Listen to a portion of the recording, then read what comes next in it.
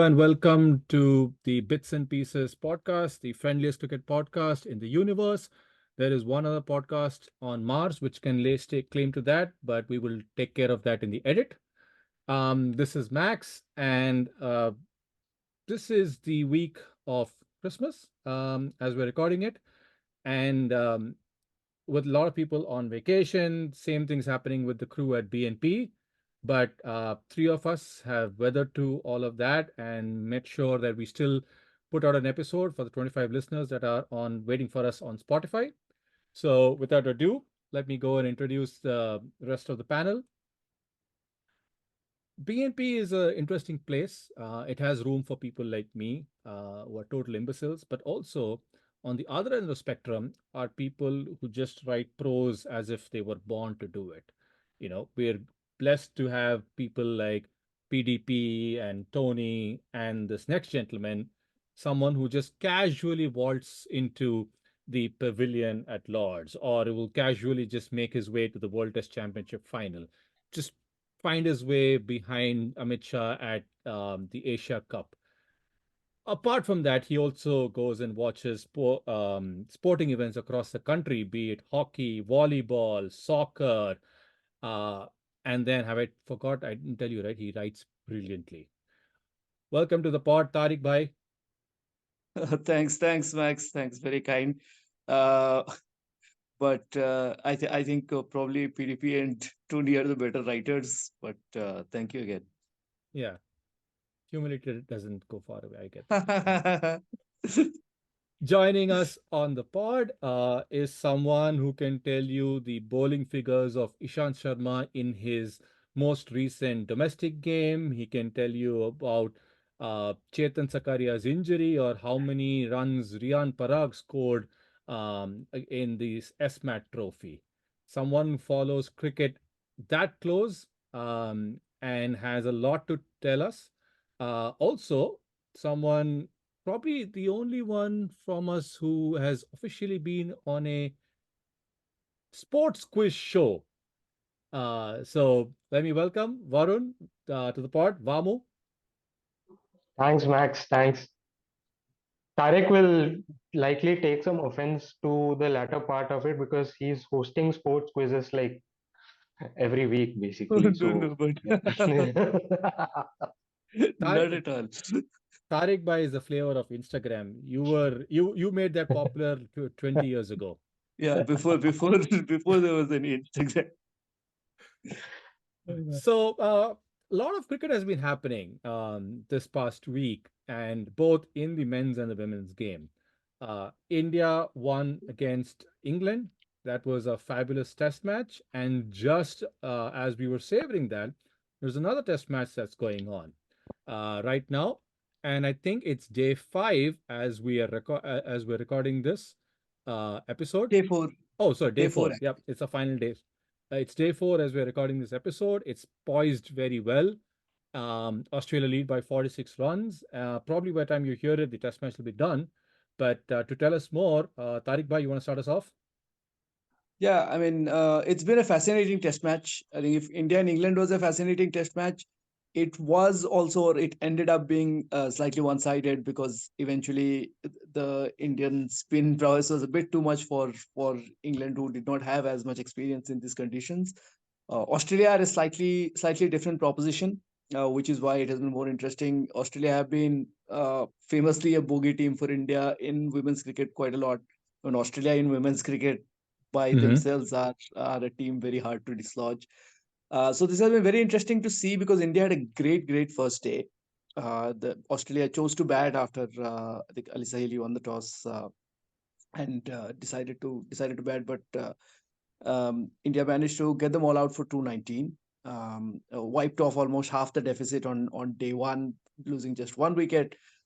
Day two, they batted well, but there was a mini collapse before Deepti Sharma and Pooja Vastrakar Pooja Vastrakar. uh, got together to get India back into it. Looked like a potentially big lead on day three was there for the taking, but early wickets meant that in about half an hour, India were wrapped up with a lead of around 185, I think. And then Australia started the second innings again, losing an early wicket. Um, but once again, it's that depth of the Australian Yeah. side, right? Because it's a bat right down to I don't know, like 12. So so the thing is, I think Ellisbury played another terrific innings before Harmanpreet Kaur came in. Does not bowl often. Had bowled, I think, in the last Test match before 2023 that India played in India. That was in 2014, where she took 9 wickets against South Africa in Mysore. And she came in here and got a wicket, I think, her first over. Got another the next over amidst high drama with getting Alyssa Healy out.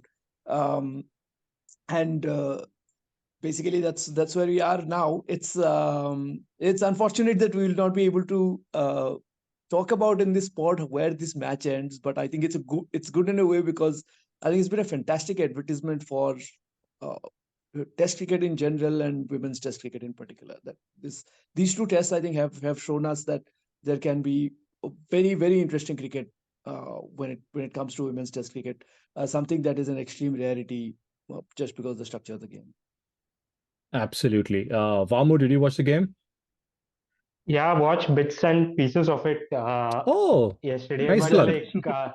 like, no, I mean, it's been a strange Mumbai wicket because, like, after the first day and a half, like, Mumbai generally deteriorates a lot. Hmm. So I was a bit like, I thought like when Australia at the end of day two, I thought this was going to get over in the third day, to be honest. But this wicket has slowed down. It's become a lot better to bat on, unlike a typical Mumbai wicket. But like, what cheat codes we have in the women's side as well. I mean, it's been a typical like home test match that way, hasn't it? Like, I mean, uh, top order scores some runs, then there is a collapse, then like you have like two or three all rounders coming in, Sneh Rana, Deepti Sharma, Pooja Vastrakar, like all cheat codes in these conditions, like a bit like Ashwin Jadeja in the men's side, and Deepti did that in the test match against England as well. So fascinating uh, uh, fourth day ahead. But my sense is if we don't like pick up a couple of early wickets, given how deep Australia bat, uh, I just worry this could peter out into a draw. To be honest, it'd be unfortunate, but that's where my money is on at this juncture, basically. Yeah, I think they lead by 46. The game's yet to start, but then yeah, I think if it goes beyond 100, and between 100 and 150, yeah, I think I can see where they're going with that. Um, so then from in that yesterday there was a very interesting moment between Harman and Alyssa Healy, right, where she was bowling, collected the ball, and kind of hurled it back towards the stumps, and Lisa kind of deflected it using her bat, and a lot of glances were exchanged, and it's all over the internet now. There's people are putting all sorts of BGMs to that moment and circulating that. So it was interesting to see that, and didn't expect that much between the two captains, but it's good, right? And you want to see uh, them being highly competitive. So I yeah. Yeah, there has been needle between Harman and Alyssa Healy, I think, before as well. So they've had a bit of an adversarial relationship. So it was interesting, and also Harman has this habit sometimes of being so ultra competitive. That she does get carried away. Um, uh, Thankfully, this did not devolve into something worse, because Yeah, clearly the throwback at the batter was not necessarily on, but it could have led to the dismissal because it was the very next ball. yeah. And we do remember what happened with Harman in the other game where she kind of lashed out at the umpires and all of that. So, uh, yeah, you get it, but it's good. We like Harman. Again, it was Harman with the ball and not Harman with the bat yesterday. But again, the match is really well poised. Moving on from I there. love I love how Alisa like opened the face of the bat when the throw came back. It's like That was quite great cute. adjustment. So moving on from there, our most favorite team, England, has not been having a great 2023 in the white ball format. So they're ending the year with a series loss at in West Indies, where somehow they're still coming out and saying they've gotten positives out of it. So I don't know what to make of that. Like, but yeah, that's what they're telling everyone. So despite losing 3-2, uh, you know, all the press is that yeah, we had a pretty good series and a lot of positives come out of it. Yeah, you lost to West Indies, but yeah, Vamu, what do we make out of this? How can you lose Somebody a series to West Indies and still have nice things to say about it? somebody posted on Twitter very aptly yesterday. Like I mean, traditional cricket, as we know of four results like win, loss, draw, and tie. With England, the four results are like win, moral victory, positives to take out of it, and something else. I forgot what the four. This thing was the other results just go out of the window altogether. It's incredible the kind of like twist that English cricket is able to put on. I mean, come on, this is West Indies. I mean, they are literally at this juncture where they are even like contemplating whether to have a cricket team or not. I grant this is a very good T20 team on paper, but this was again supposed to be the great white ball reset, etc., etc. But I mean, England lost quite comprehensively, to be honest. Yes, they won a couple of games, but their bowling again looks shockingly out of place. Their batting, Phil Saul got runs, but otherwise it was very hit and miss. They've got some like serious like turning around to do. Unfortunately, I think they'll just like wait again for Archer and Stokes, whether they are fit or not. I think that will eventually determine how well they do in the World Cup, basically. England is the greatest white ball team to play in the British Isles. I think that is a proper statement. Oh, not just white ball team. They're the greatest cricket team as Cricket long team. as they're playing in their own island, right? You take them out of that, and then it's like a fish out of water, literally fish out of water. Uh, but it was good to see Dre Russ back in the fold, playing T20s for West Indies with the World Cup coming up. Darren Sammy has got the reins of the T20 team. So that was good to see that happening. And I've just read that Kyron Pollard has been signed as a consultant for England during the World Cups because of where the games are going to be. So don't know if that's going to change anything. They're going to mothball further, but we'll wait and find out. Cricket But yeah. elsewhere.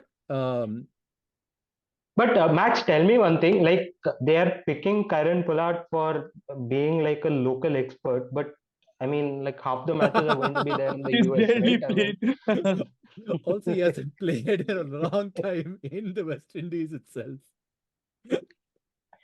it's just weird. No, The I get that. T20 World Cup He's played the schedule CPL. also is, yeah, he's played the CPL. He's now player, coach, manager, something like that, right? I mean, I think he's just a Yeah, consultant. Kyron Pollard currently in the T20 scene is very much that Govinda meme of all those photographs across the. So let's see. He's doing it all himself. Kyron Pollard is a is a batting coach at Mumbai Indians.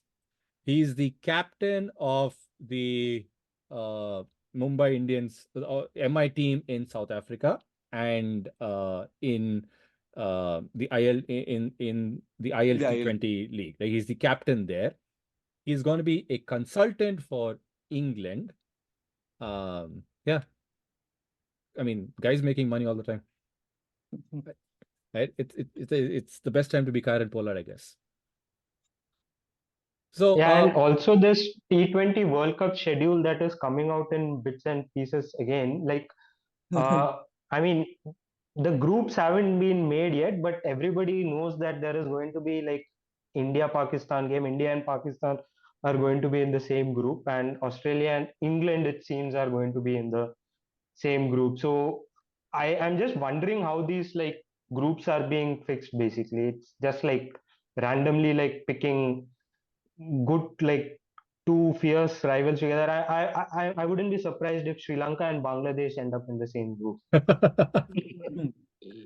So there's a story in the Panchatantra where this guy, buys some seeds, plants it, cabbage. He buys some cabbage seeds, plants it in the ground, and then goes to sleep. And then he wakes up and then grabs a cane and starts lashing the neighbor's cow. And he goes, "What happened? Why are you just beating my cow?" He said, "I had a dream that your cow was eating my cabbage." Right? So that essentially is what the T20 World Cup is looking like, right? India and Pakistan are supposedly going to be in the same group, supposedly going to be playing a game in a stadium that does not exist. It is sanctioned to be built somewhere out in the outskirts of New York between now and summer. It's like we have like what, 7 months to build a stadium, lay a pitch, have grass without fungus, and have people come and watch this game. That is the absurdity of what is happening right now. I Uh, mean, honestly, Kevin Costner had an easier job in Field of Dreams. I think the T20 World Cup schedule is aptly summed up in the official ICC website, which reads, as of December 2023, the following seven stadiums will serve as venues for the T20 World Cup. So it's as of December 2023. So this is subject to change, basically. so within 6 months, another stadium can miraculously sprout up from somewhere. It's somewhere in Long Island or Staten Island, and we'll have a game. I just don't understand how this happens, but that's cricket for us. And as tragics, we will still watch, travel, play fantasy, and cry and lament and come back on this same pod and rant about it when it happens.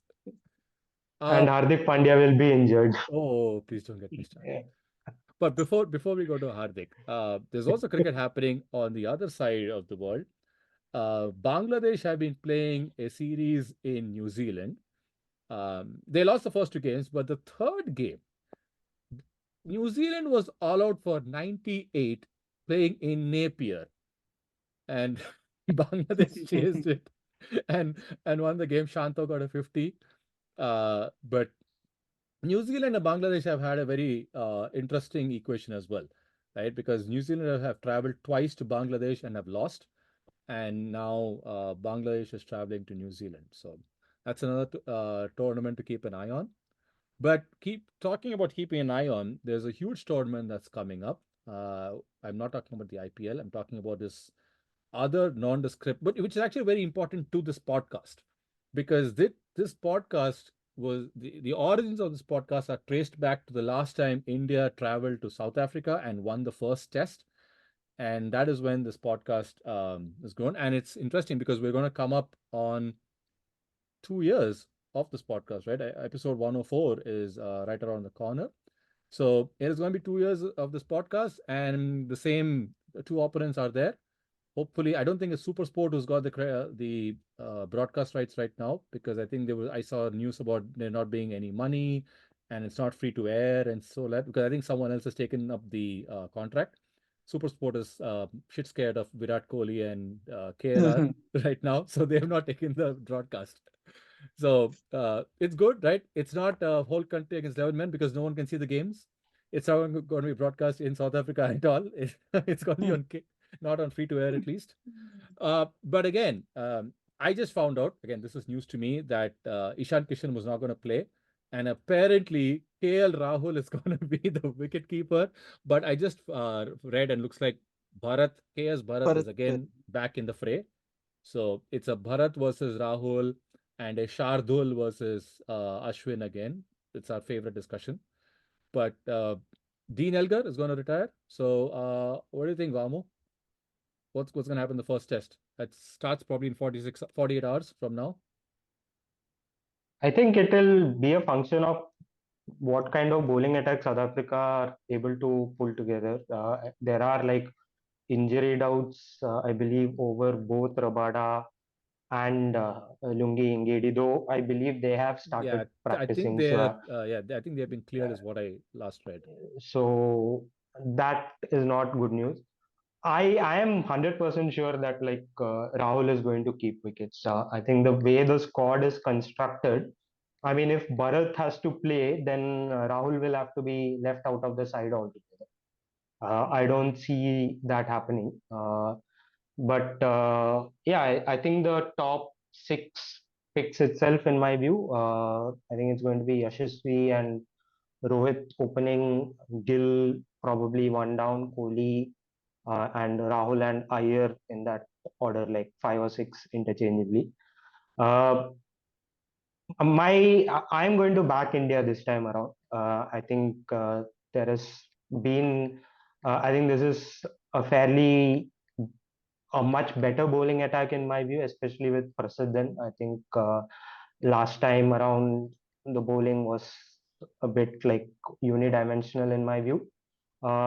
And I think the batting lineup is a lot stabler and solid this time around, especially with Rohit. And I think can't reiterate how big a plus that is. And also Jaddu down the order. Both of them were not there last time around.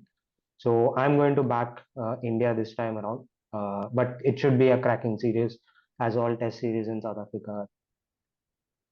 Dear listeners, I would like to point out a fact. It's a very little known fact that Prasidh Krishna has three fans in the entire universe. Prasidh Krishna, Prasidh Krishna's mom, and Varun Murali. So there is no other people who are as excited to with the prospect of Prasidh Krishna opening the playing a test match against South Africa as much as Varun Murali is. If you hop on to the video version of this, you will see how he's beaming. I mean, he's beaming so much there's almost tears in his eyes at this point. The fact that Prasidh Krishna is going to play, but there is a gentleman right now doing like 100-kilometer ride around the streets of Melbourne. He's not on the spot, but I will ask the question on his behalf. How does Shreyas Iyer play in South Africa when a 5-year-old kid is going to bowl a bouncer to him?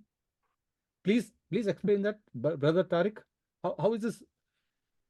How is this a I, certainty? I mean, the uh, certainty is that he's going to get bounced out. Right? That is the certainty. But why is the fact that he's going to play be a certainty?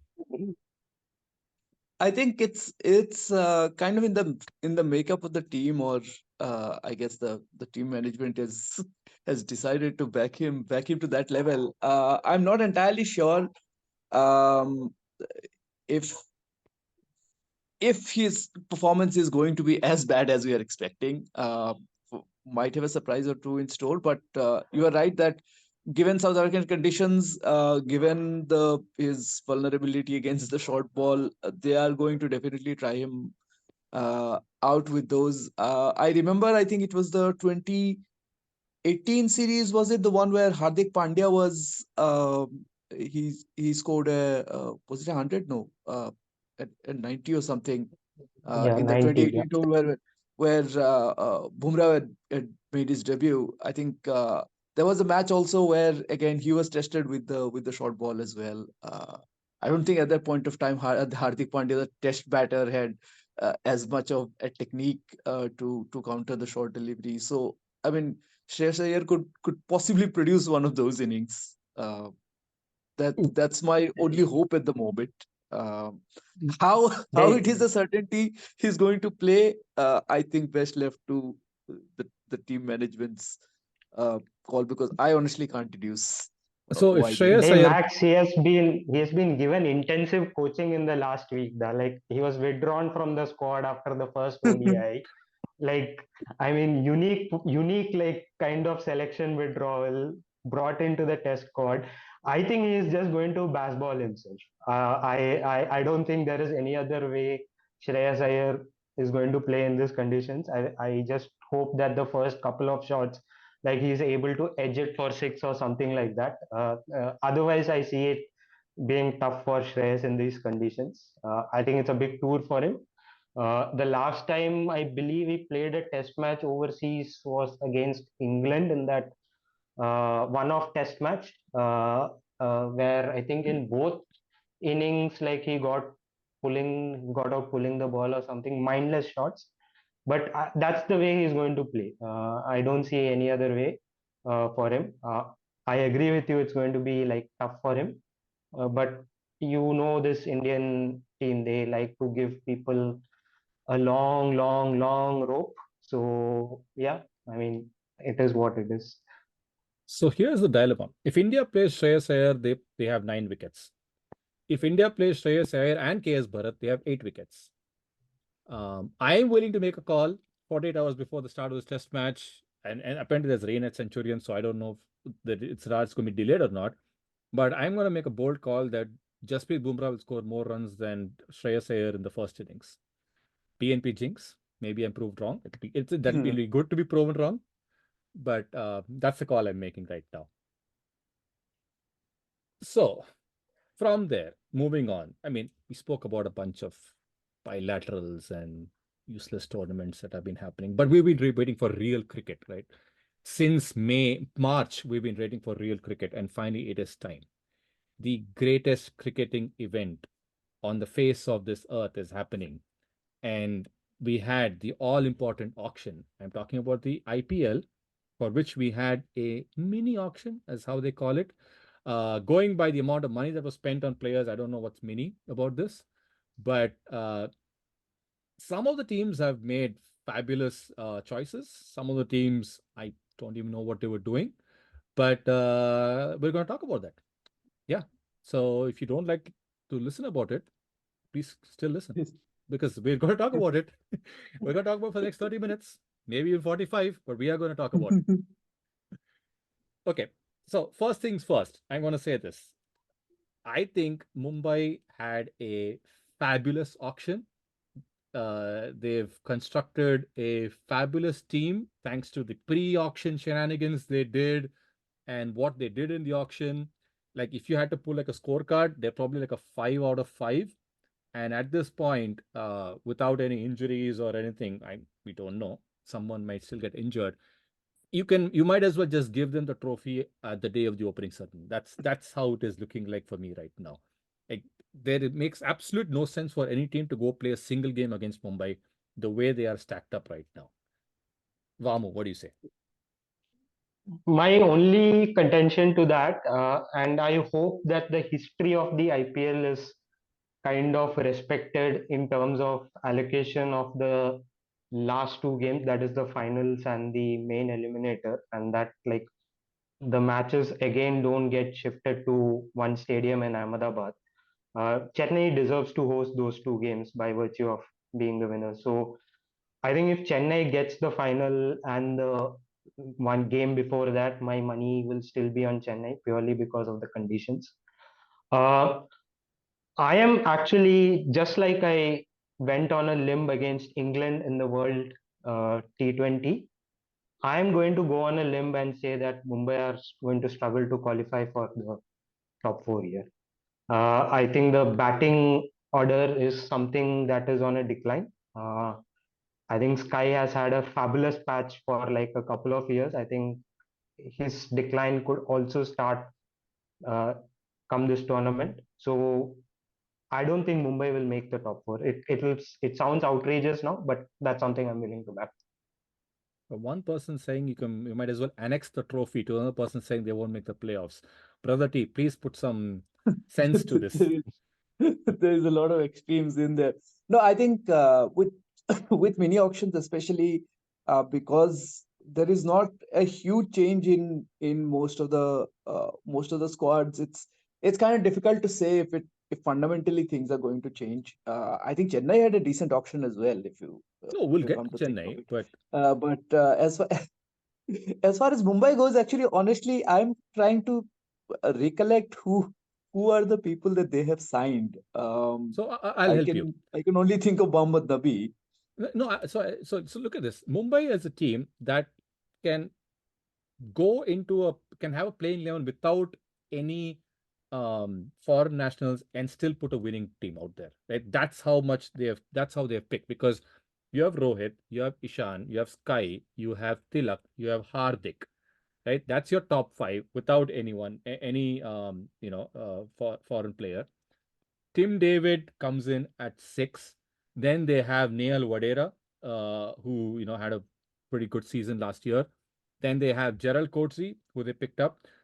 Now, then comes their only problem, which is their spin division. Again, depending on who you ask, Piyush Chawla is also a legend, and they have Shreyas Gopal, two leg spinners in Wankhede. I still don't know why they would do that, but that's probably the only area. And then after that, they have Bumrah and Behrendorff, right? And in terms of the backups, then they have Madhushanka and Tushara, who they picked up. And then they also have that guy, Akash Madhwal, who had a fabulous tournament towards the end of the tournament last year. So, yeah, they have options up the wazoo. And that's why, they're so this thing. And again, if they're playing in Chennai, they want an extra spinner. They swap Tim David out. They bring Mohammad Nabi in. They play, they have the extra spin option.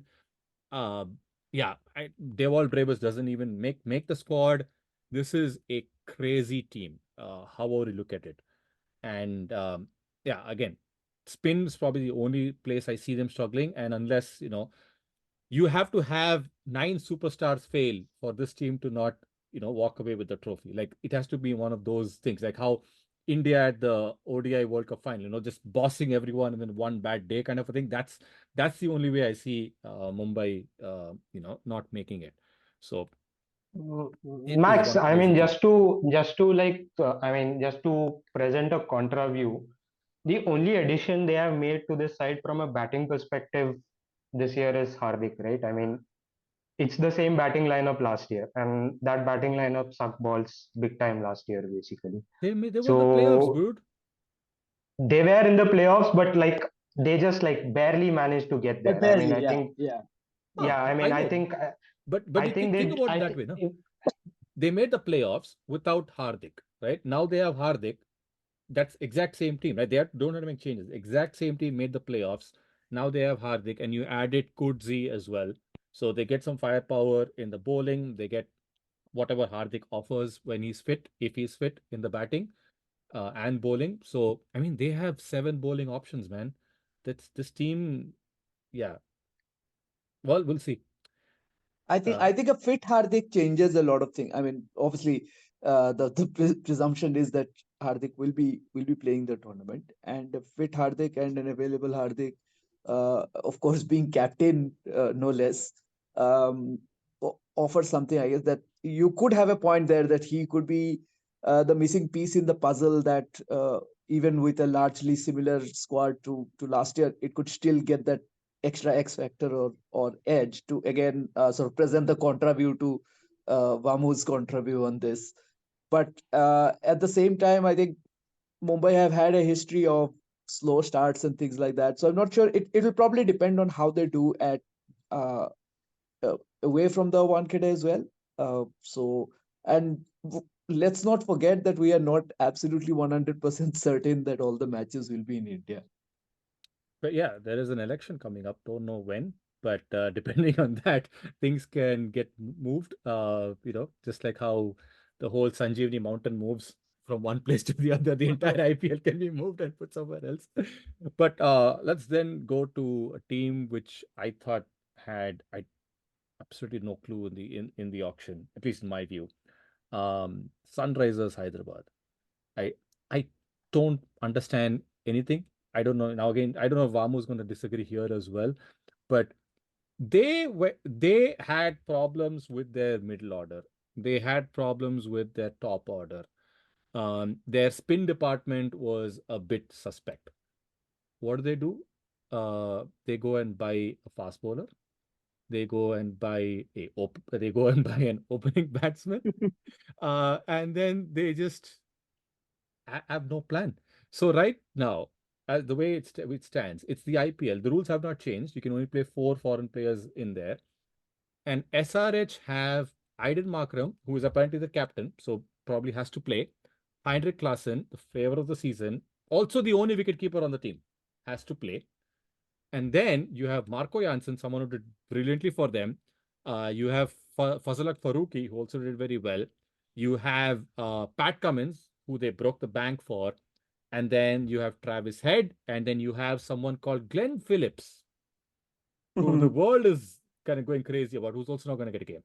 So you have these 8 awesome buys, but you can only play 4, and you don't know which 4 you're going to play. There are rumors that Cummins may become the captain, and that way they can sit Barkram and play head. I just don't understand anything. I mean, your problems were that the whole Abdul Samad, that role was not giving you much. Spin was a problem with Washi Sundar being your only spinner. They have not done anything there. Yeah, and Abhishek Sharma in the opening was a bit iffy, but the way it stands, I think they have Sharma. They've paid so much for head, they probably would want to play head.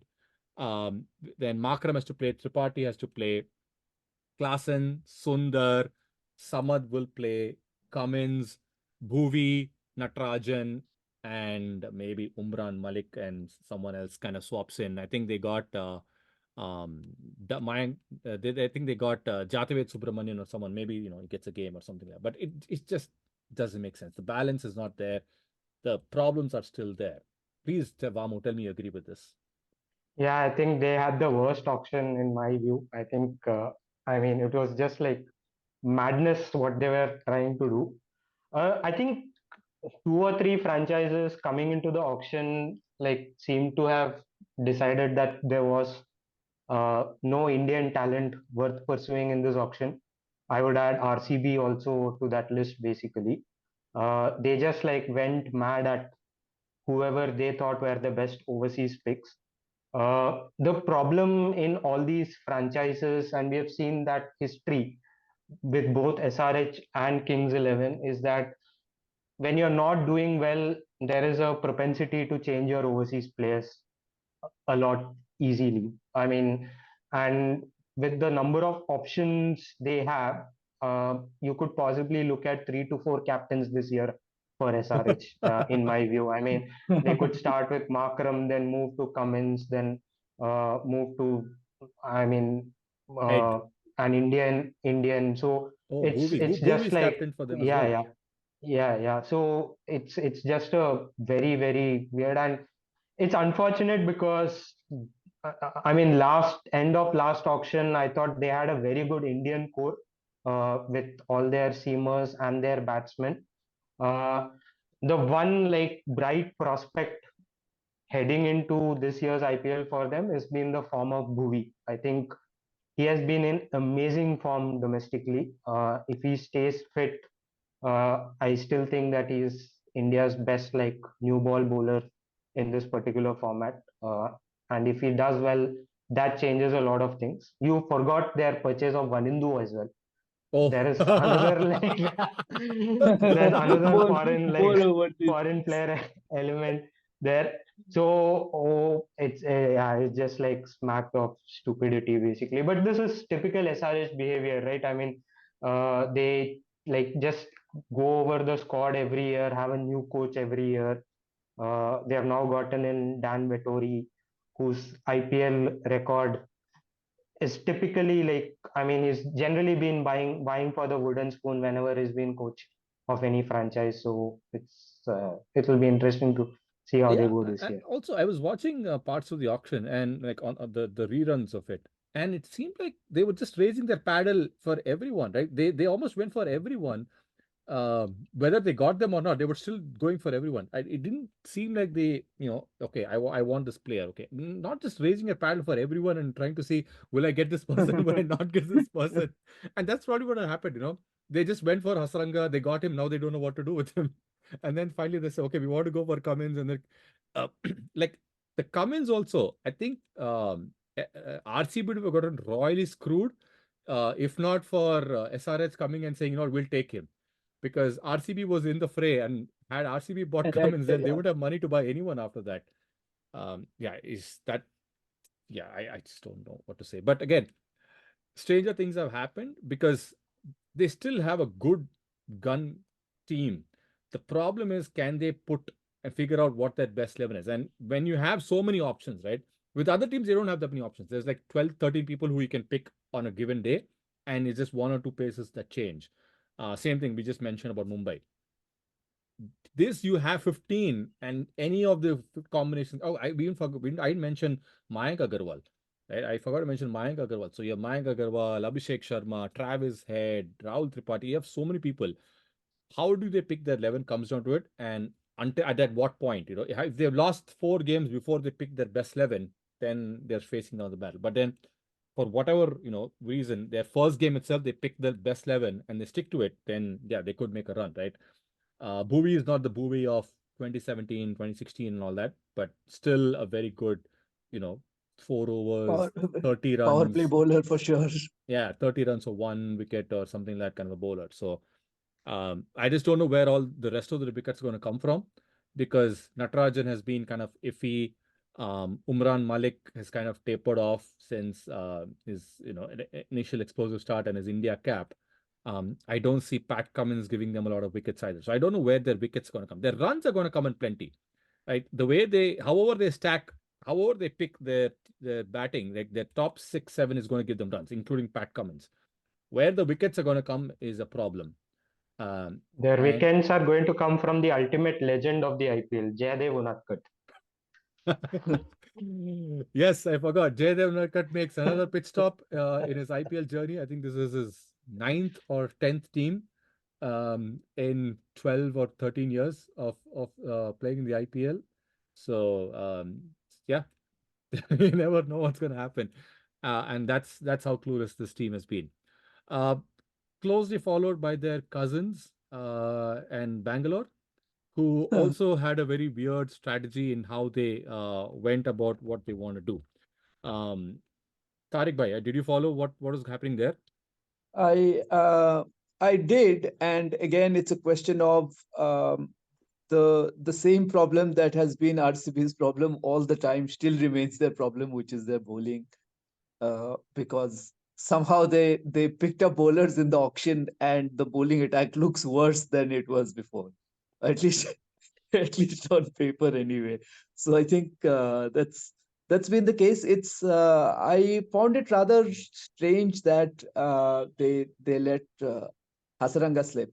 Um, I think he had a pretty good outing.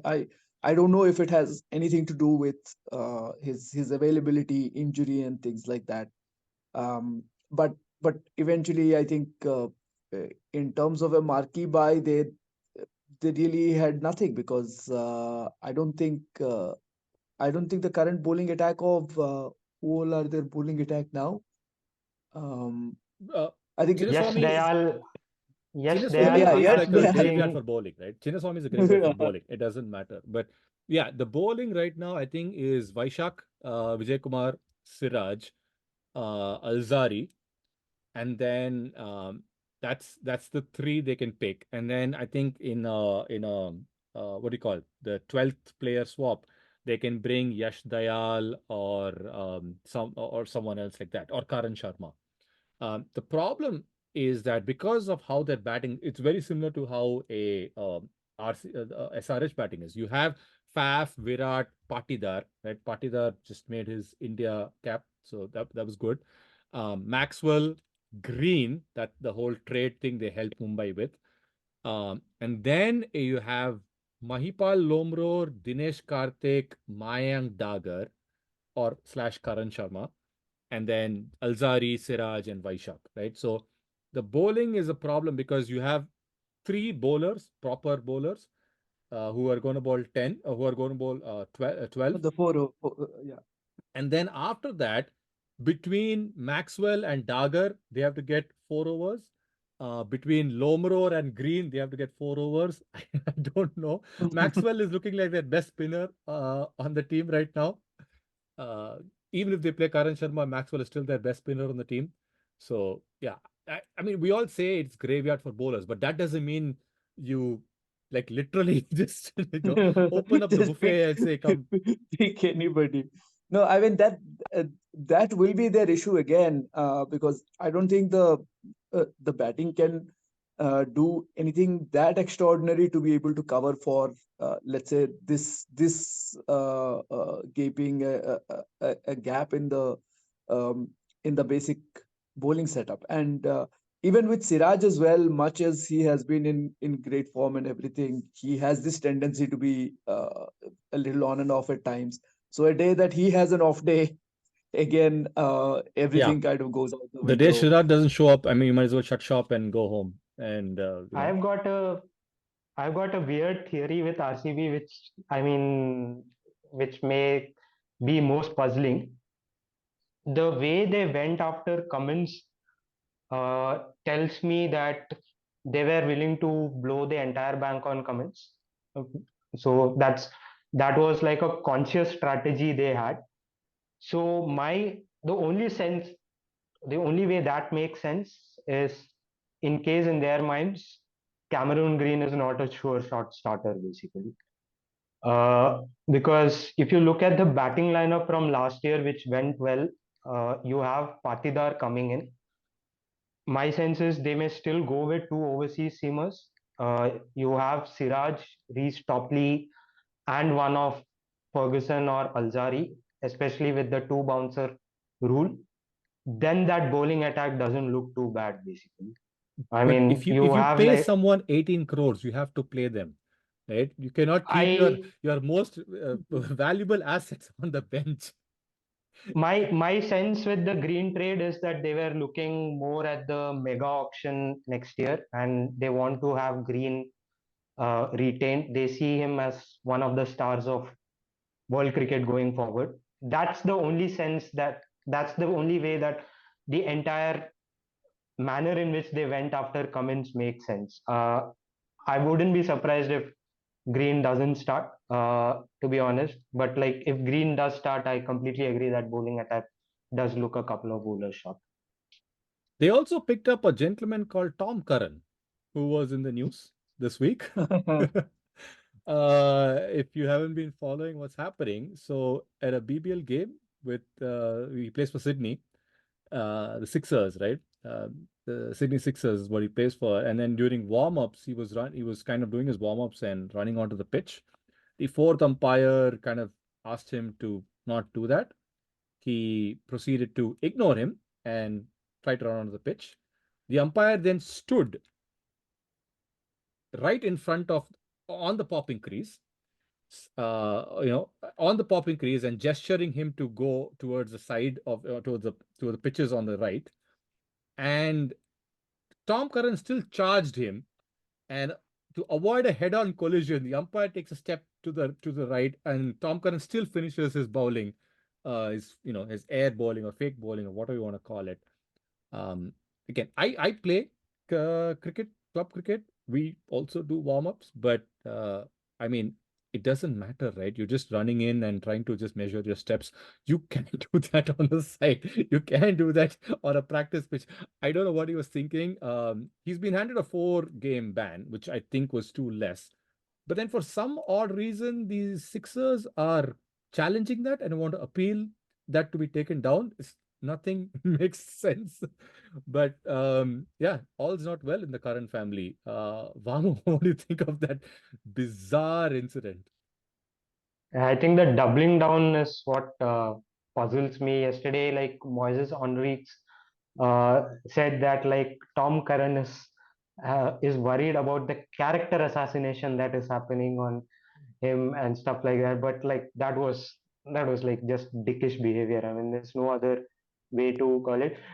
I mean, I think Tom Curran does do that even in internationals, to be honest. But like once he was given a warning, there's no room. There were a couple of video footages that came where they showcase some other players also doing it and not having been warned by the umpire in the BBL this season. But I mean, that's all irrelevant at the end of the Yeah, day. I I mean, mean, the guy told you to you move have to across, you move across. That's it. Doesn't matter. you have to follow the rules. I just like hope that as a president, like we have seen strange things happen in the BBL with respect to player behavior, but I just hope that like his ban gets extended just because of the fact that he's appealing basically. Talking of No, I mean, strange, yeah, go ahead. yeah, no, no, I just wanted to add a quick point on that. That I also did find it strange that there was a lot of discourse around it to try and say that, oh, but like the Tom Curran was not entirely in the wrong. I mean, they did not necessarily say he was not entirely in the wrong, but they were kind of like condoning the behavior. I think from Brad Hogg to so many others who kind of put out statements like that. And it's kind of weird for everybody to bend over backwards to try and defend something that prima facie is indefensible, that it's simple that you don't defy an official, no matter what the case, on the field of play. So simple as that. I mean, just look at what's been happening in the football league in Turkey, where things have gone to the other extreme. So, you know, we don't need Talking more fuel to the fire, is all I'm saying. talking of weird things happening in the BBL, they have brought across the age-old method of semaphore signals back into action. Because now people in the crowds are supposed to look at color-coded messages the wickets are going to give out and figure out what's going to happen. Because apparently there are no scorecards, there are no, nothing else to see. You only have to go by what the lights are going to say. For people who don't understand what I'm talking about, so we've had these bales, right? The Zing bales, which have been pretty good actually, helping out with a lot of these stumping decisions and things like that. But the BBL is taking them one level higher. The Electra stumps, as they are called, not to be confused with the movie, are Or the actress. or the actress. Are straight up LEDs in the stumps, which we thought, okay, they light up along with the bales, they light up. No, no, no. Apparently, there's patterns now. If there is a 4, they will shade accordingly colors. If there's a 6, they will kind of flash colors. If there is a no ball, they will go purple and white, and then during over break or something, I think they will go into like a rainbow color. There's like 5 different signs you have to print out and keep on your lap, because you won't understand what's happening otherwise in a cricket field, right? I mean, such a weird place to be in.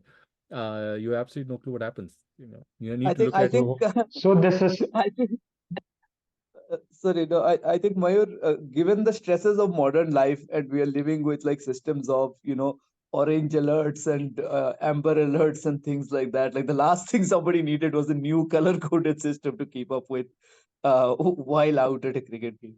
I know, it's so and confusing, man. the signals out. The stumps will flash in a vibrant red before igniting in a burst of color. Boundary 4, a dynamic color shift where all colors flash in an alternate pattern. 6, an upward motion of all colors, creating a visually striking display. No ball, red and white lights smoothly scroll across the length of the stumps. Between overs, a pulsating effect alternating between purple and blue scrolls, signaling the interval between overs. The best reaction to this, I saw somebody on Twitter asking, has the BMC started manufacturing stumps? I mean, if you go to South Bombay on every evening, any evening, especially around the fort area, you will see all these color patterns across all the iconic buildings in Bombay. So that was one of the best like reactions that I saw. It's absolutely madness. Like, I mean, BBL, if I'm not mistaken, didn't even have DRS till last season. Their umpiring quality is in the ditches, and they do stuff like this where, I mean, the spectator is being taken for an idiot basically. I don't see how this adds any value to the game, to be honest. Just as Vamu was reading that, right? I was thinking of, we could make money with Vamu reading erotica and we playing Kenny G music in the background.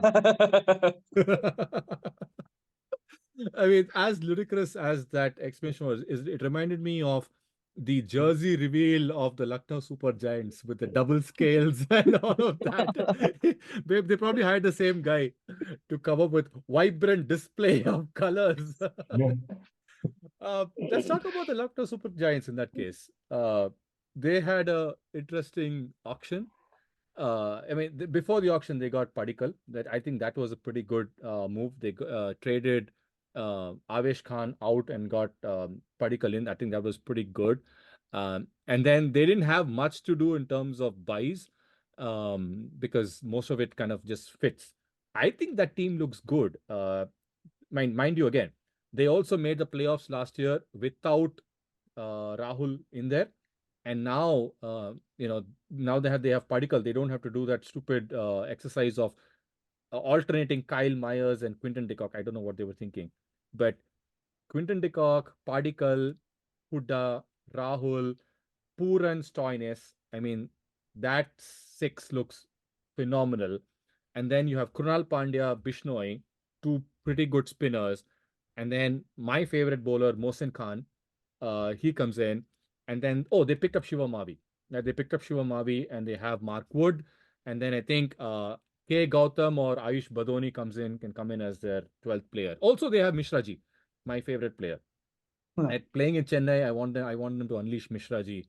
But yeah, that team looks good, man. I mean, they didn't have to do any crazy buys, but that team looks really good. With Rahul coming in, being at four, he doesn't have to worry about, trying to score 100 runs each game and otherwise I will lose. He comes in at four, he cannot score 100 anyways.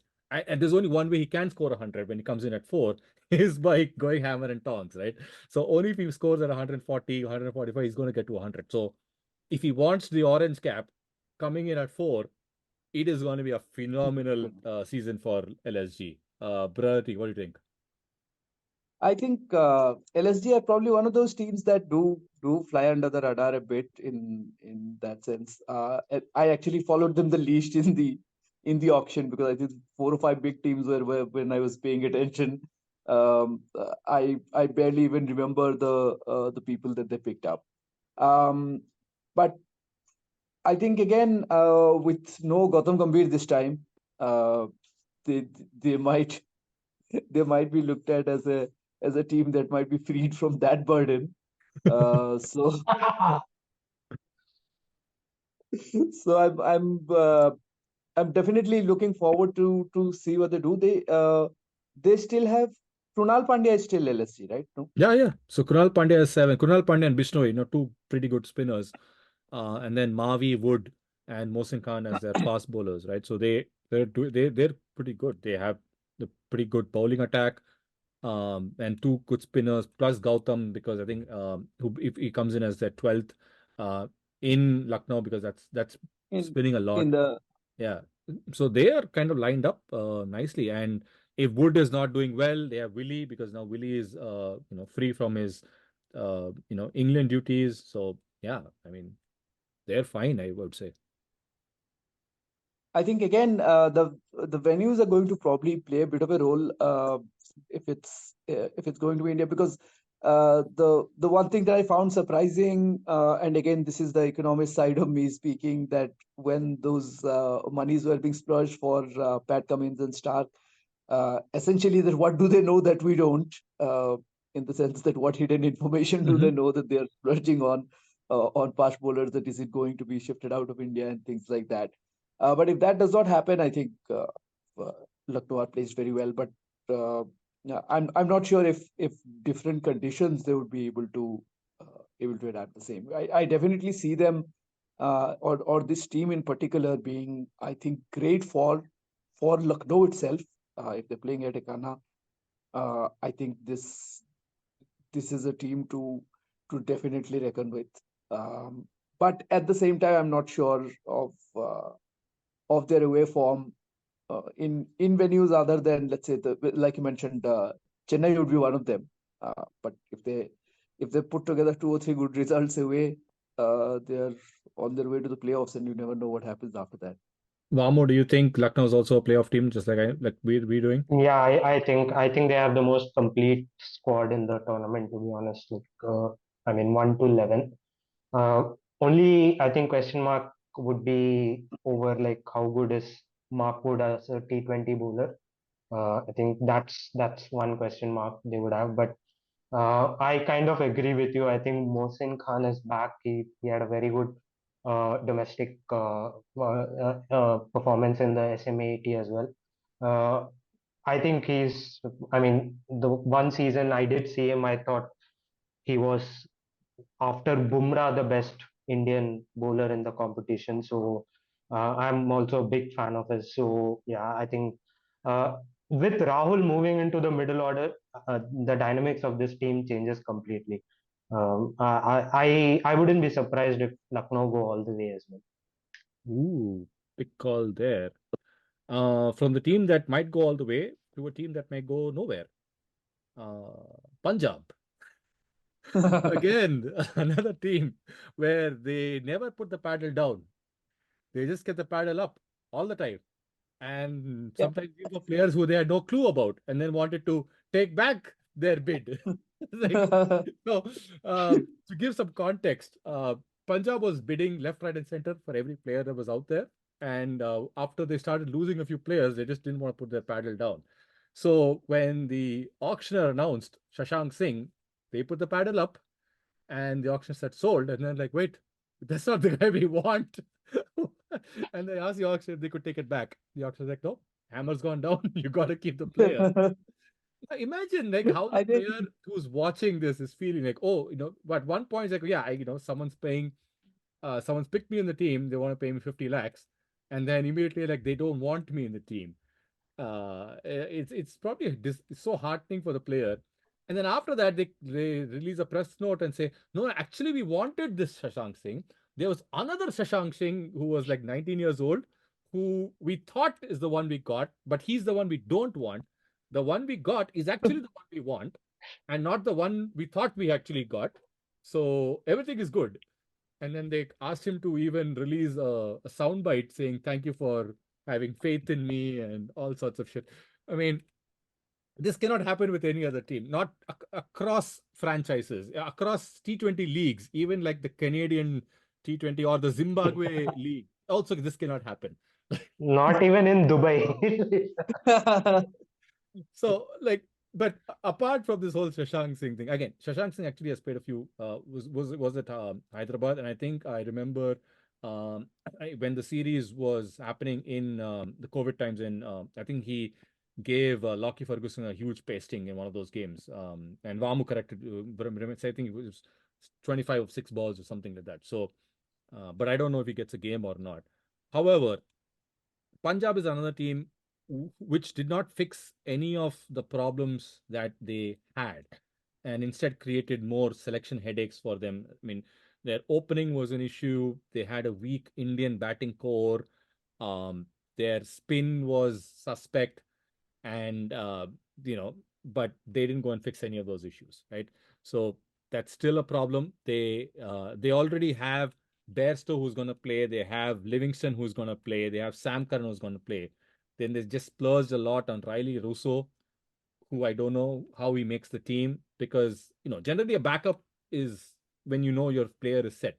Now they've just added Riley Russo in the mix, which then puts like, is he going to play? Is it a toss up between Bairstow and is it a toss up between Bairstow and Russo? I just don't get it. And then again, they didn't go for their spin is the problem. I think they're reduced to Harpreet Brar and Rahul Chahar as the only two spinners in there. And then like they last year they had Atharva Taide and a bunch of other people trying to come in there. Unfortunately, they have a gun guy who's still going to sit on the bench. I think Sikandar Raza will still not get a game, and it's a shame. So nothing about that team makes sense to me. Vamu, did anything make sense to you? No, Um, they'll finish 10th this year. So yeah. again. No, I mean, I am sometimes puzzled by some of the coaching decisions that teams make in the IPL. I mean, it's become like classic. Uh, I mean, Premier League football, where it's just the same set of coaches who go from club to club, basically. So this year, Punjab Kings appointed Sanjay Bangar as the director of cricket for them. The same guy who was sacked by the same franchise, I think 3 seasons yeah. back, and I think there was a very viral clip that uh, went where, like, I think Preeti Zinta of all people gave Sanjay Bangar like a public dressing down in foul language in front of the entire team. So the same management, I mean, Sanjay Bangar uh, is back, and it's just madness. Obviously, their pick of Harshal Patel is very Sanjay Bangar driven. I don't see how Harshal Patel fits Punjab in those conditions. He's not a bowler suited for Mohali, basically. So, Exactly. Like yeah. I would think So, Harshal Patel probably is makes more sense in Chennai or Kolkata or something like that. Him playing in Mohali, I just don't understand. So that's another puzzling by. So their bowling, if you look at it, you have Arshdeep, you have Rabada, Sam Curran, Harshal Patel, Rahul Chahar, and then Harpreet Brar and Liam Livingston have to give them, their sixth bowling option. But here's also there's the makings of a team actually, because it's not a bad bowling attack. It's decent enough, on its given day. Whether it can go through 14 games, you don't know. But um, other than, but you can, they could spring a surprise. Like even in the batting, um, I think the biggest problem is their Indian batting, because between Shikhar Dhawan, Atharva Taide, and Prabh Simran Singh, that doesn't evoke a lot of confidence. So they're reliant on Bairstow, Livingston, and Jitesh Sharma to make them all the runs. And those guys are not the guys who play long and make you runs, right? So I think the bowling is okay. I don't see where the runs are going to come from. Um, that's why it's a I think very that they had a similar problem the last season as well. I mean, it was the exactly. same story because I think there were like a couple of games where Prabh Simran had given them a decent start. Yeah. Uh, I don't remember besides that him having made an impact. No, Probson, I think, scored a Um, 50 in one of the games. Sam Curran was a captain. I think he scored a 50 when he was a captain. Sikandar Raza tried to played one game. yeah. I think that it was a Chennai game that Sikandar Raza won for them. But yeah, their Indian batting has been a problem. That's why I said. And then they didn't go fix that problem. They in fact got Harshal. They paid Yeah. big bucks for him. That's not your problem area, right? Your bowling was still okay, because even if they didn't have Harshal Patel, they had Rishi Dhawan, and as a backup to Rabada, they had Nathan Ellis. So it's kind of okay. Um, I don't know why. Yeah, they didn't fix anything with their batting. And they're just hoping that Bairstow has a monster season. Everyone plays around him, and then they hope to not end up 10th. But yeah, I that's a think team. the problem is, I think English players are also going to leave uh, after 8 or 9 games, if for I'm the not for the mistaken. Pakistan series, yeah. Yeah. Brilliant. So So two people who are a surety in your 11, and the only people who are going to give you runs and wickets in Curran and Bairstow and Livingston might not be there. are going to From a team that has nothing sorted out to a team that has everything sorted out. Gujarat Titans. This was the team I was most pissed off with, because they let their franchise captain go. The guy who took them to two finals, won them a final, the talismanic leader, the bro with Nehra Bhai and all of that, all the fun social media videos, the interviews with Oak Tree Sports and all of that. That was the team. And they just like, okay, bye. We'll give us our 15 crores, as if, it just holds nothing. And yeah, go. It's like the Ja Simran, Ji Le Apni Zindagi kind of shit they pulled with him. Just didn't make sense. I was super pissed off with them. But no matter how pissed off I am with the team, if I look at that playing 11 now, even without Hardik, it still is a very good team. They're still going to make the final four. And that is how good they have been. Like, without someone who is the number two all-rounder in the country, and a India captain, right? An India cap they're giving away, and they're still going to make the final four. It's that good that team looks. I I've looked at that team a couple of times. I looked at the squad and like, yeah, I mean, everything is covered. The bases are covered. They just this is like another day. Like, yeah, we'll just take the 15 lakhs. Big deal. Yeah, you want to go? Yeah, go. We don't want you to, sit here and mope about not being with your buddies. Just go. I don't know how you can make a team like that, which is still so powerful. I think Tariq bhai, what do you Yeah, think? one issue there is I think this is a very CVC thing. I guess the franchise is being run in the image of its owners. That they are sort of separating emotion from Hmm. the tactical and analytical decisions that they are taking.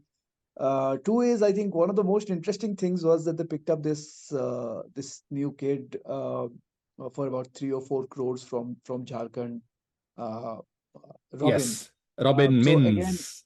Robin Mins, yeah.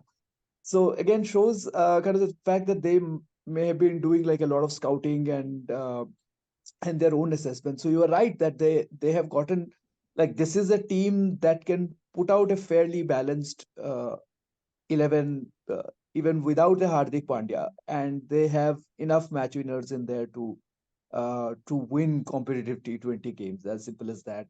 It was interesting that they decided to pick up both Shami and Umesh Yadav, uh, or rather, they now have both Shami and Umesh Yadav. Shami was already there. Umesh Yadav, I think they picked up at the auction. Um, so clearly, they're throwing their weight behind uh, sort of what you might think of as undervalued or underutilized players, which they are going to probably like, form their strategy around. I'm not entirely sure what their longer game would be on that, but like you say, I agree with you that in any given day, this team is a threat. They've shown it over the 2 years of their existence so far. The only question would obviously be that, is this a team that is based on pure sort of uh, analytical pieces coming together, or was it bound by something talismanic like a Hardik Pandya? That's what we are about to find out, like in this season. Vamu, do you like GT?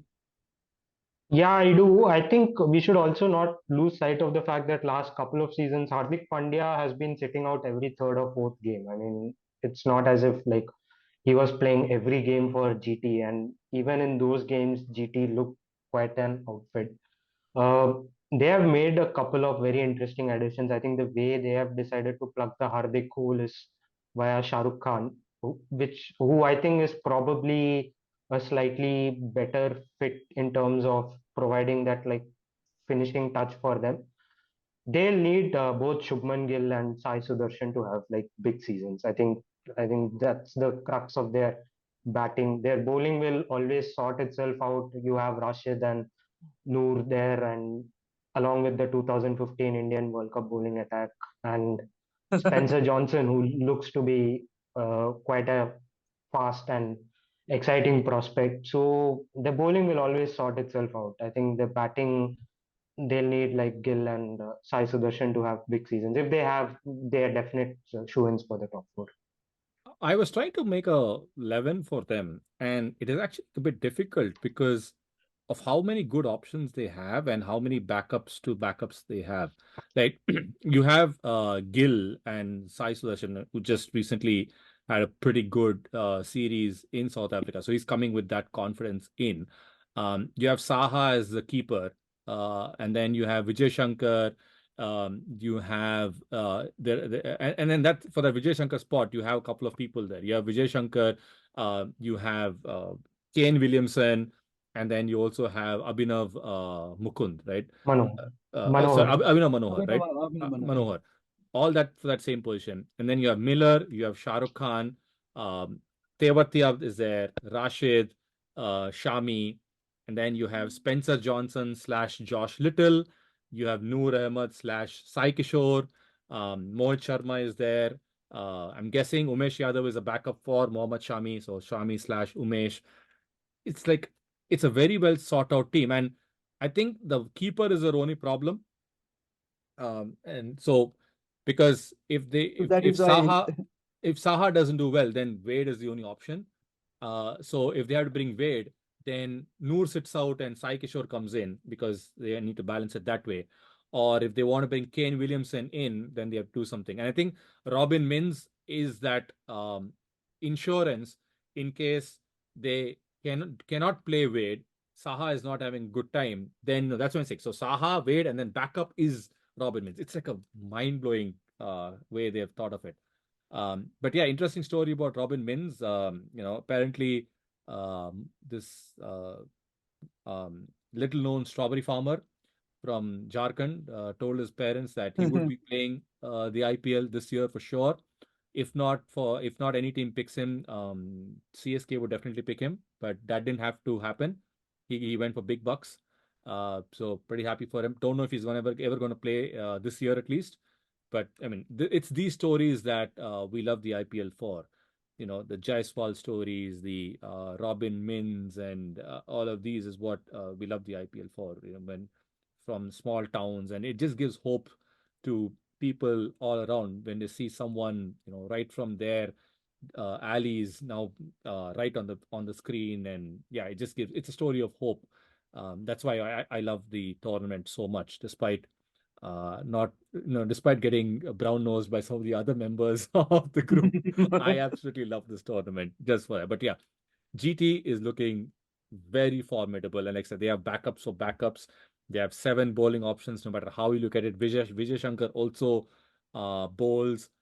And yeah, Shah Rukh Khan also was bowling in the S mat. So yeah, that team, yeah, it doesn't seem that they lost Hardik at all, right? Tewatia, Vijay Shankar, Shah Rukh could all give them overs. Apart from the gun bowling of Rashid, Shami, Mohit Sharma, and yeah, and then we also forgot they got Omar Zai. That was a steal for, I think he went at base price 50 lakhs, where all the other teams were kind of breaking their heads. Gujarat just sat back and got Omar Zai. And I think CSK knew that when they saw how big a purse GT had, they knew there was no chance that they could bid for Shah Rukh Khan. So that's why CSK went big. They didn't, because otherwise it was a surety that Shah Rukh Khan would go to CSK. But Yeah. when they saw the purse, they knew that's not even worth bidding there. Those guys are going to pluck him up no matter what. And that's why CSK didn't go for Shah Rukh Khan. They went for Rizvi. Talking about CSK, they are the next team on the list. I don't think they are looking very good.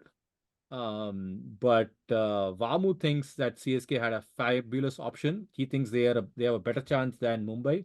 So Vamu, why didn't you start us off first on that? So I think 2 to 3 reasons. I think one, Deepak Chahar being back, I think that changes their balance quite significantly in my view. Look, CSK, they'll do well if Conway and Rutu make runs. I think they are the two crux players for them, and in those conditions, and they have been like ultra consistent for them. I am like super excited about Daryl Mitchell, whom CSK have picked. I think him along with Henrik Klassen, I think are the two best like spin hitters in world cricket right now because of their reach. Uh, he, I think, would like fit in perfectly for Moin, who has not been performing that well over the last couple of seasons.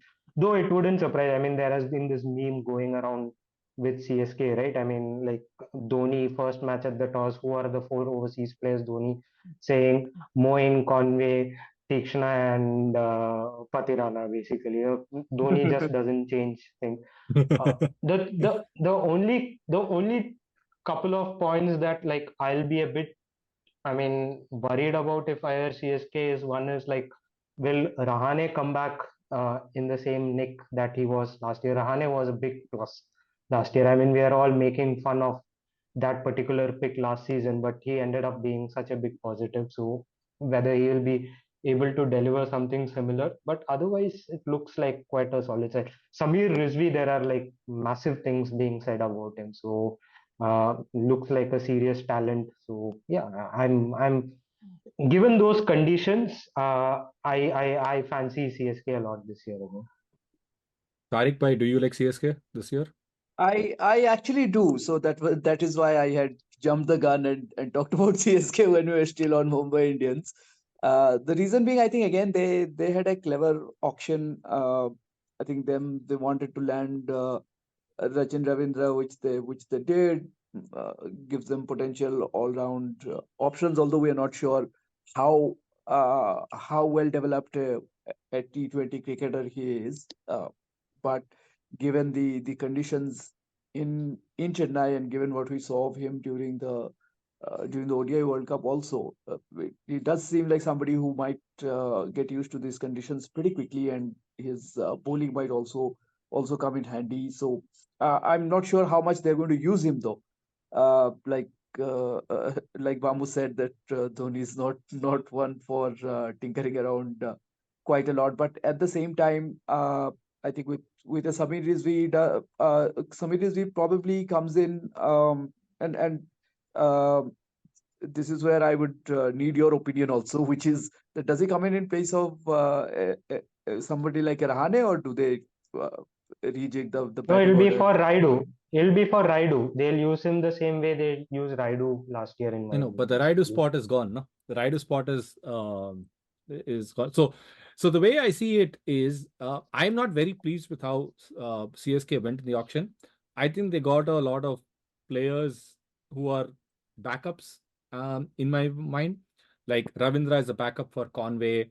Daryl Mitchell, I mean, you can't call someone 60 crore a backup, but he's a backup in case Moeen Ali's stock isn't looking too good. And right now, Moeen Ali is looking like a backup of Mitchell, at least based on recency bias. And then they got the Fizz, who's a backup for Patirana. So yeah, they got backups. Like that is how I see it. They had a big hole with Raidu going out, and instead of getting someone there, they've just moved everyone up one spot, right? So you have Gaikwad, Conway, Rahane, and yeah, Sami, and then Darren Mitchell, Shivam Dube, and I think Rizvi is a backup for Shivam Dube because they're both big hitters. Jadeja, Dhoni, and so instead of that one spot for Raidu, everyone moves up, and now you have Shardul Thakur who comes in, which I don't, you know, understand that too much. But Shardul Thakur comes in, then you have Chahar, and then the two MSD, interns in Tikshana and Patirana, right? And then their number 12 is a smorgasbord of players. They have Mukesh Chaudhary, Tushar Deshpande, Simarjit Singh, Hunger Gekar. Take your pick. One of these will play in that number 12 spot. So it looks good on paper, but they just now have a long list of players who can bat rather than batters, right? So Jadeja, Dhoni, Shardul, Chahar. You have four who can bat, but they are not the guys who are going to set, your first. So CSK has always been the thing where one of the openers is going to get an orange cap, right? Right from the time of Matthew Hayden, Murli Vijay, Parthiv Patel, it's always been one of the openers will get the orange cap, and Faf, Watson. That's continued with Gaikwad and Conway. Uh, but that's where I was looking to see if they would fill that number 4. Instead, they just moved everyone one step up, which still is not bad. But I think that's the spot they have not filled, and they haven't sorted the death bowling because Shardul Thakur is not bowling at the death for sure. I hope so. I pray so. Uh, and that means that, Tikshana bowls 2 overs at the start and then has to bowl in the death along with Pathirana slash Mustafiz. Right. So it's still not looking great. So at home, they'll do great. I mean, Mustafiz's cutters at Chepauk, I mean, batsmen will like, what the hell is happening? Right. But, at Wankhede or, Gujarat and Delhi and all, I don't see. I still think that's a problem. That was a problem last year too. It is still a problem. They haven't fixed that issue. That's where I'm not very happy. For me, CSK is probably like 5th and waiting for someone to screw up to make the final 4. They're outside the final 4 for me, and hoping on someone else making a mistake. Like last year also, they were not the best team to make the final 4, but then you had other teams screwing up, which kind of let them go. I think that's where they are this year as well. But Uh, Max, in their defense, I don't think there was a Raidu replacement available at the auction, right? I mean, you had just Karun yeah, Nair and Manish Pandey. I was I hoping they think don't get Manish Pandey. So so. I think I, the first thing I woke up in the morning, I opened my phone, no Manish Pandey. I was very happy. so. I think they've done their Yeah. best given what was available at the auction. Which again goes back to a point I was making. I don't think like I mean, I think many franchises have just come into this auction saying that like there's not a lot of Indian talent available. So yeah. Yeah. I think ultimately that has been the theme. By the way, we interrupt this podcast recording for a very important update from Mumbai. Australia are all out for 261. India needs 75 in the fourth innings to win. Yeah, so I have again jinxed the Australian team today. So Well, this is a yeah. jinx we would like. So this is a more of a happy jinx. Um, from there, let's talk about a team that I think looks decent. But again, I would say they're around along with Chennai in that whole may make the final four, may not make the final four. I'm talking about Delhi. They had some interesting buys this time. It's a team that has 7 wicket keeping options, I think. Because Yeah. Yeah. there's a rumor that Pant might play but may not keep wickets. So they just have gone and bought anyone who can wear gloves. So I don't know how that makes sense, but they still have a pretty good team, the way I look at it. They let go of Roman Powell and filled that with Harry Brook, um, which I think is not a very bad decision. It's kind of okay. So it still depends upon how Warner and Shaw, what type of season they have, because Shaw was not there last season. So last season they were missing Shaw, they were missing Punt, and that's where I think they landed somewhere else. But this time Shaw probably comes back. He sorts his mental demons, and Pant can bat, if not at least keep. That team does look good. Like Warner, Shaw, Marsh, Pant, Brook, and Akshar, right? That is a pretty good. And I think that number 7 is what that's slightly suspect with that Lalit Yadav and or maybe Kumar Kushagra. I don't know. Someone like that in that number 7 is an untested kind of a thing. But then again, bowling looks good, right? They have Mukesh now, who's with all his India experience, is coming really in. Kuldeep has had a fabulous year. Yeah. He's there. Andre Nyorke, maybe, may not be, but at least Lungi Ingidi will play, if not for him.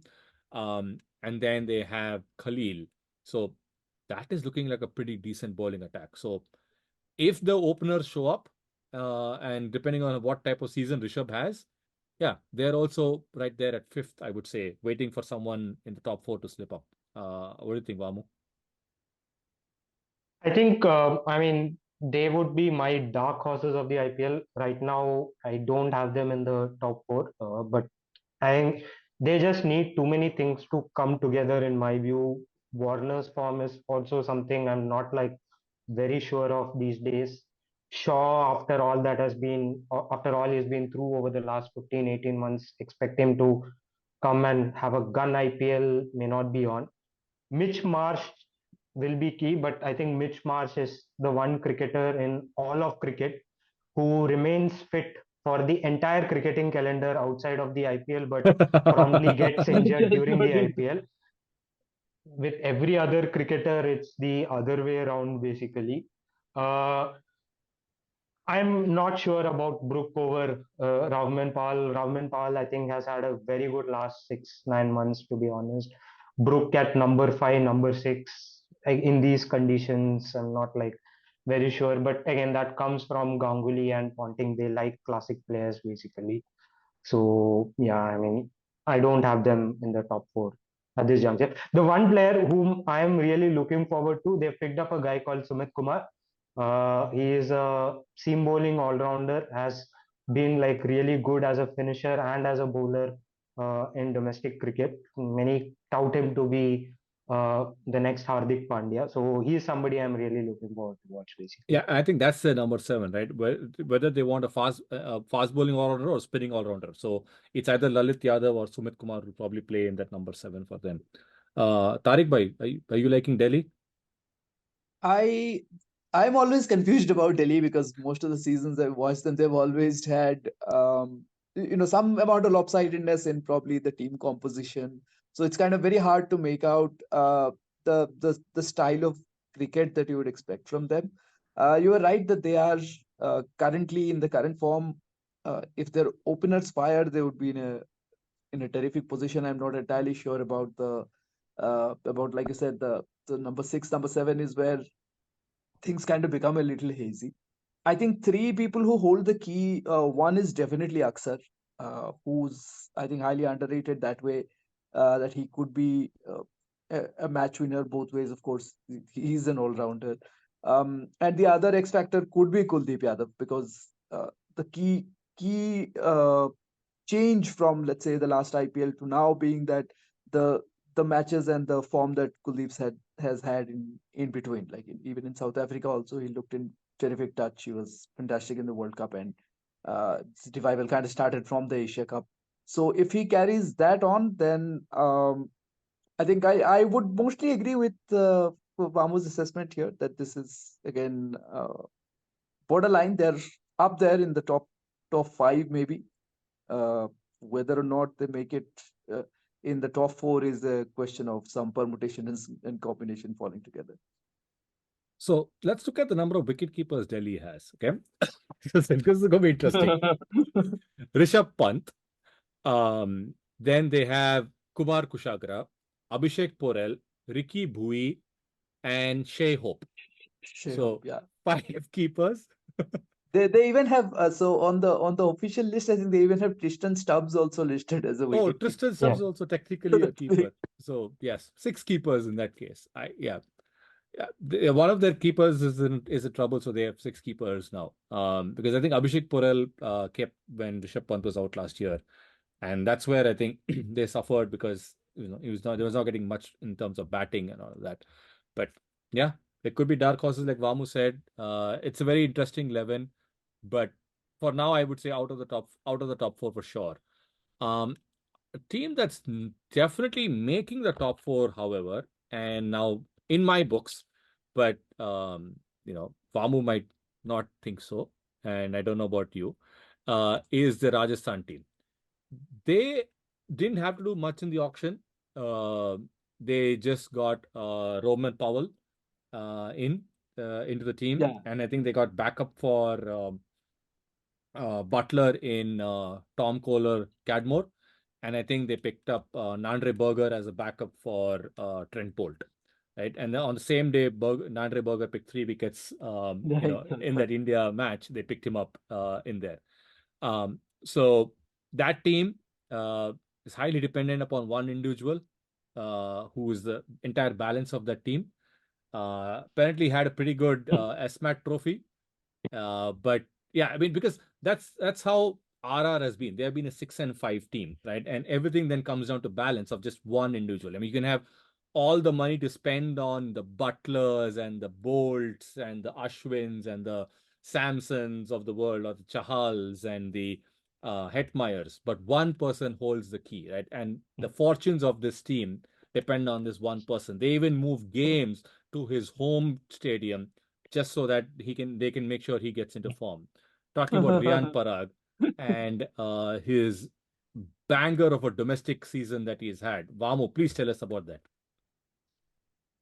So Riyan Parag, I mean, to be honest, like till couple of seasons back, I used to rate him very highly. I mean, I thought like he was the next big thing coming through, but like he's generally underwhelmed in the IPL, to be honest. Hopefully that changes this year. He's a brilliant fielder also. And it's like, I mean, as you had anticipated, I have a slightly different perspective about RR. I think they are possibly a team on the wane. Uh, Trent Bolt hasn't really been like pulling trees over the last year in any format of the game. They have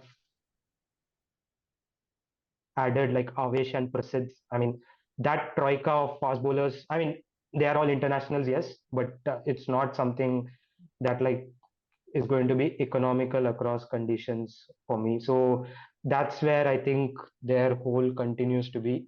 Uh, I'm also concerned that Hetmeyer has gone totally off the boil. He's now out of the West Indies team as well. So they were heavily dependent on Hetmeyer last season. Butler also, I mean, whether he has another 600 plus IPL season, I'm not so sure. So, I mean, a lot of players who have been off the ball in the last 1 year, a lot of critical players for them. So, I don't like have them in the top four for me at this juncture. But like a team that definitely does look good on paper. Yeah, because this is the team that has five international bowlers, bowling for them. That Uh, and no team can boast of that. Every team has a couple of domestic players, uncapped players, and all that. But they have five international bowlers on the roster in their playing 11, plus Riyan Parag.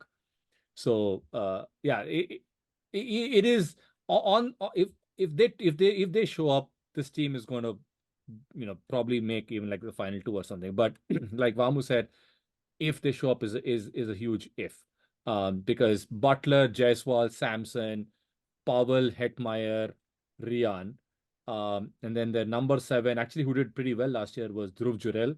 Dhruv yeah. He did well.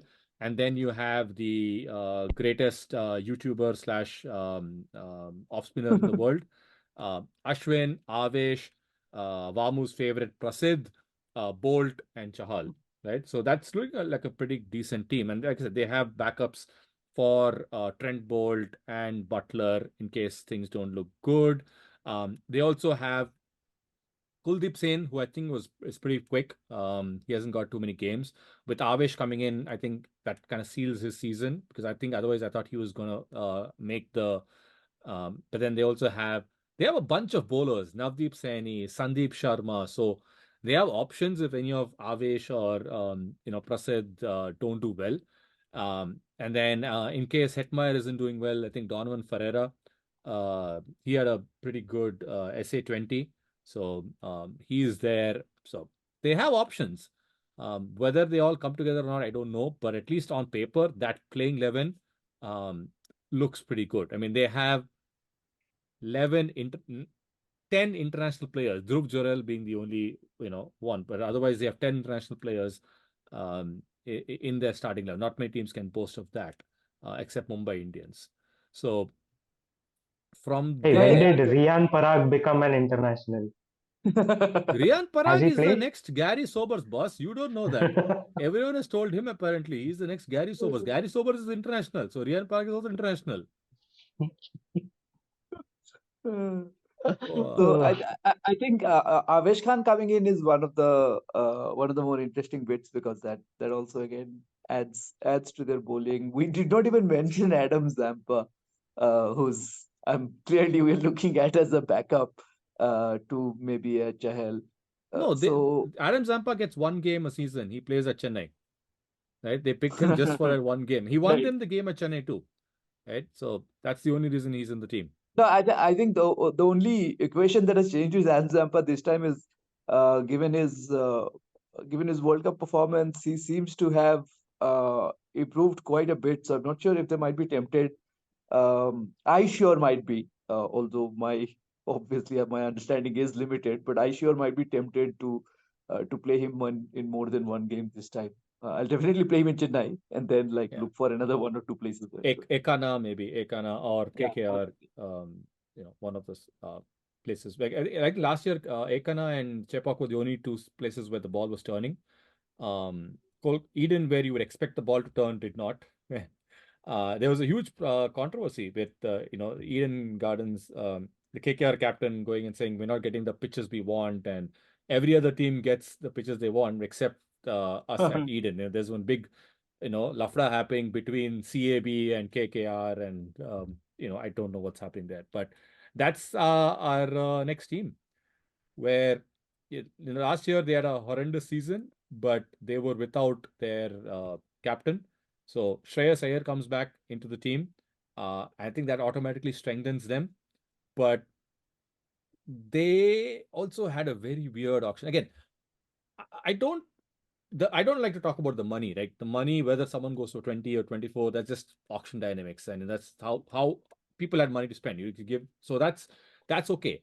I more question what's the role you're trying to slot, right? What is Cummins trying to fill at SRH? Or same way, what are you expecting that Stark will give you when he's going to play 7 games at Eden, right? Those are the things I question and I don't get answers for. I've been searching and searching. No one's been able to tell me. Like everyone's like, oh, he went for 24 crores. Like, okay, yes, so what? But what is he going to do? Like, what skill are you looking for? Okay, Cummins probably can bat. And, I think he has a 14 ball or 15 ball 50 in the Yeah, in IPL, fact, right? for Kolkata Yeah, themselves. for Kolkata against Mumbai, I think. So at least there is something there. Like he's a number 8 batter. What does Stark give you? I just don't. And it's not like he's like a Trent Bolt who, you know, in 14 games he's going to get at least 10 first over wickets or something. It's not like that. So I don't know what he's going to give you and why you are trying to get him in the team. And as a result of all the money that you've kind of spent, you've hemorrhaged all your money. Now you didn't have enough to go get other people. So, and also the makeup of the team doesn't make much sense to me either. Because they had a keeper problem last year. Uh, they tried fixing it. I don't know if getting KS Bharat is the answer to their problems. But right now they only have two keepers in the team. There is Gurbaz or there is KS Bharat. Right? That's the only two Yeah, keepers yeah. they have. Um, and I'm guessing they will start with Gurbaz, which means that Jason Roy cannot play. Jason Roy, mind you, was the lone shining good thing about them last season. He cannot play if Gurbaz has to play because Russell, Narain, and now Stark has to play again. You can't leave 24 crores on the bench, right? So your most valuable asset has to play. So three spots are gone, which means Gurbaz has to play. Jason Roy cannot play. Or if Jason Roy has to play, Gurbaz cannot play, but then you have to play Bharat. It's a huge mess. And then Shreyas Iyer, Nitish Rana, Venkatesh Iyer kind of make that top six. The bowling is what I actually like because even last year the spin of Varun Chakravarti, Narain, and then that headband guy Suyash, right? Suyash Sharma. That was probably one of the better things about last year. And they've added Stark now. Maybe he'll give them a few new ball wickets, and then they got and then Rinku Singh, right? Rinku Singh was the best thing as an uncapped player, he set the stage on fire. Now he's an India cap. He scored an international 50. He is going to be there. So more than Russell, I think bowlers are going to be, scared of Rinku Singh walking out. And imagine saying that sentence. Bowlers are scared of Rinku Singh walking out and not Andre Russell. Like what a number 5 and number 6 to have in your team. But I just don't see the balance there. Tariq Bhai, what do you think? I think Kolkata's tendency has usually been that they win games where they absolutely either blow opposition away or uh, you know they I do not recall a lot of KKR games where things have been very tight or evenly matched and they have sort of come out winners at the end. So it'll probably depend on these whirlwind performances that they get from whether it's somebody like a Rinku Singh or someone up the order, even like a Gurbaz, in fact, who can on his day probably play like a blinder. They had, I think, Pat Cummins to thank the last time when he got that uh, uh, blitzing 50. So that remains their issue, I think, in terms of a particular template of cricket that they can play or not, and find out their basically that winning combination. So I'm not sure. I can't from the team now. I can't really see where that comes from, because with a lot of the other teams you can see and that there is a specific kind of cricket that you expect from them, and maybe there is some truth to the gripe about them not getting the wickets that they want Yeah, at I mean Eden. it's kind of unfair. It's kind of unfortunate as well. But that's what I was thinking, right? Gurbaz actually is not the designated keeper in the Afghanistan team either, right? He doesn't Yeah. keep. He can keep. So I don't know how is he going to keep to Narayan, Chakravarti, and Suyash. Um, so yeah, the balance is just not there. I mean, they on paper, yeah, if you think Gurbaz, Iyer, Shreyas, Nitish, Russell, Rinku, um, yeah, that's a good top 6. But yeah, The best things, like I said, last year were Rinku Singh and then the two domestic bowlers in Harshit Rana and Vaibhav Arora. But with Stark coming in, one of them will have to sit. Cannot, they can't play both. So one of Harshit or Vaibhav will play. But Vamu, how do you think? I think KKR is in the bottom half. Do you agree? So they have got Gambhir. I think the one role Gambhir has is to fight with the groundsman to get the wicket of his choice. Basically, I think That's a strategic one. that's the main like job description that Gautam Gambhir has. If KKR is able to provide wickets like we know Kolkata can lay out, and you look at that spin attack, I think you are looking at a type of cricket very similar to what Chennai will play basically, where they are going to just stifle you with their spinners. Uh, I mean, again, I've been saying over and over again, like we should just forget the mini auction and the prizes they have paid.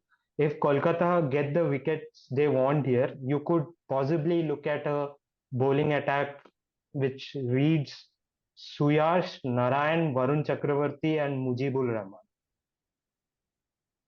Yeah. and like Mitch Stark sitting on the bench basically. So But then I mean, Bharat has to keep. If those four are bowling, I mean, Bharat has to keep. it's Not good words. I don't think they will mind that if it's like 120, 140 games and they've got just the type of batsmen like Shreyas, Nitish, Rinku, all are like good players of spin as well. So I think, I mean, if they are able to get those wickets, they are going to be up there basically. And I think they will get those wickets this year. They also got Ramandeep Singh. Yeah. He was with Mumbai, I think, right? They got him. Yeah. And they got Sakaria, who, if you know, on a sticky wicket, Yeah. him coming left arm is very much like a Mustafizur kind of a bowler on a sticky wicket. So they have Sakaria. So yeah, if they get the wickets, maybe that's why they got Gambhir, right? Gambhir and KKR is the love story, that is there. The only guy who could silence, who could take it up to Dhoni, because it's his favorite, team and player. So the Gambhir versus Dhoni, KKR versus CSK, that was the thing before CSK Mumbai became a thing, right? So, yeah, it's interesting. Also, they picked up Manish Pandey in case Venkatesh Iyer or Nitish Rana, one of them, is not having a great tournament. So they picked up Manish Pandey. Also, an ex KKR guy during the Gambhir years. So that's also another reunion happening there.